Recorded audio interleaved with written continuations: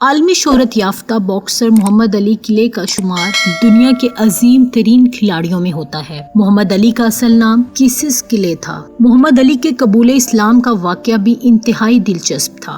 در حقیقت انہوں نے اعلان کیا تھا کہ اگر وہ سونی لسٹن کو شکست دے کر عالمی ہیوی ویٹ باکسنگ چیمپئن بننے میں کامیاب ہو گئے تو وہ اسلام قبول کر لیں گے۔ چنانچہ ایسا ہی ہوا، اور 1964 میں جب عالمی ہیوی ویٹ باکسنگ چیمپئن بنے تو انہوں نے اسلام قبول کر لیا۔ لیکن محمد علی کی زندگی سے جڑے چند حقائق ایسے بھی ہیں جن سے بہت کم لوگ واقف ہیں۔ ویڈیو شروع کرنے سے پہلے اگر ابھی تک آپ نے ہمارے چینل کو سبسکرائب نہیں کیا تو پلیز سبسکرائب کر لیں اور بیل آئیکن کو پریس کریں تاکہ ایسی معلوماتی ویڈیوز آپ کو ملتی رہیں۔ باکسنگ کیریئر کے آغاز کی وجہ سائیکل۔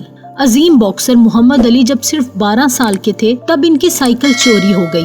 سائیکل چوری ہونے کی رپورٹ لکھوانے جب پولیس اسٹیشن پہنچے تو پولیس افسر نے رپورٹ درج کرنے کے بعد ان کے ہاتھ میں جم کا ممبرشپ فارم تھما دیا۔ یہ آفیسر جو مارٹن تھے اور پولیس آفیسر ہونے کے ساتھ ساتھ باکسنگ کوچ بھی تھے۔ در حقیقت محمد علی نے پولیس آفیسر سے کہا تھا کہ اگر چور میرے ہاتھ لگ گیا تو میں اس کی جم کر پٹائی کروں گا۔ محمد علی کے اس جارحانہ رویے سے متاثر ہو کر انہیں یہ فارم تھمایا گیا اور اس طرح محمد علی کے باکسنگ کیریئر کے آغاز کی وجہ ایک سائیکل بنی۔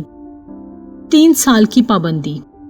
محمد علی نے ویتنام کی جنگ کے دوران امریکی فوج میں شمولیت اختیار کرنے سے انکار کر دیا تھا۔ اس انکار کی وجہ سے ان کے روحانی عقائد تھے، لیکن اس انکار کے جرم میں محمد علی کے باکسنگ لڑنے پر 3 سال کی پابندی عائد کر دی گئی تھی۔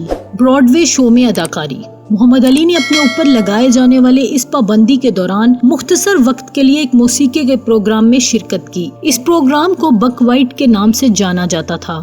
البم کی ریکارڈنگ۔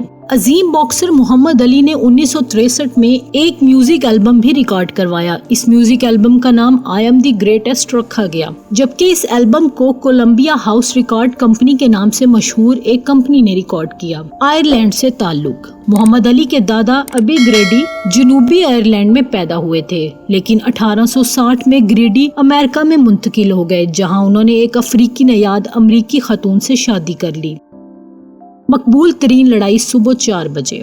1974 میں محمد علی نے باکسنگ کے ایک مقابلے میں جارج فورمین کو شکست دی۔ یہ مقابلہ زائری میں منعقد کیا گیا اور اس لڑائی کا آغاز صبح 4 بجے کیا گیا۔ اس وقت کی وجہ زائری اور امریکہ کے وقت کا درمیانی فرق تھا۔ یہ لڑائی محمد علی کے کیریئر کی ایک مقبول ترین لڑائی تھی۔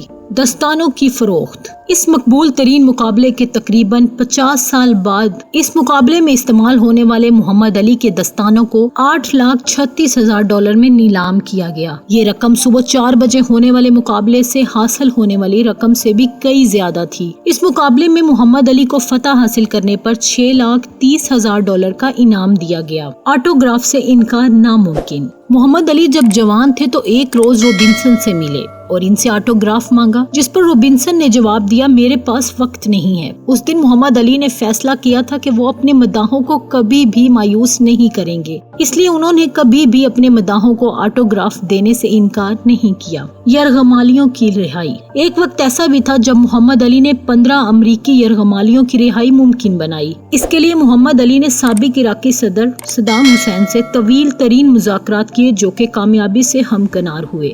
خودکشی سے بچانا۔ ایک روز محمد علی ایک سڑک سے گزر رہے تھے تو انہوں نے ایک نوجوان کو خودکشی کی کوشش کرتے دیکھا۔ محمد علی فوراً اس کے پاس پہنچے اور اسے اس بات کا احساس دلوایا کہ زندگی کتنی خوبصورت ہے۔ یوں یہ نوجوان اپنے اس ارادے کو پورا کرنے سے باز آ گیا۔ یہ نوجوان ذہنی طور پر بیمار تھا۔ ایسی مزید معلوماتی ویڈیوز کے لیے ہمارے چینل کو سبسکرائب کرنا نہ بھولیے اور بیل آئیکن کو پریس کر دیں تاکہ آپ کو ہماری ہر نئی آنے والی ویڈیو ملتی رہے۔ شکریہ۔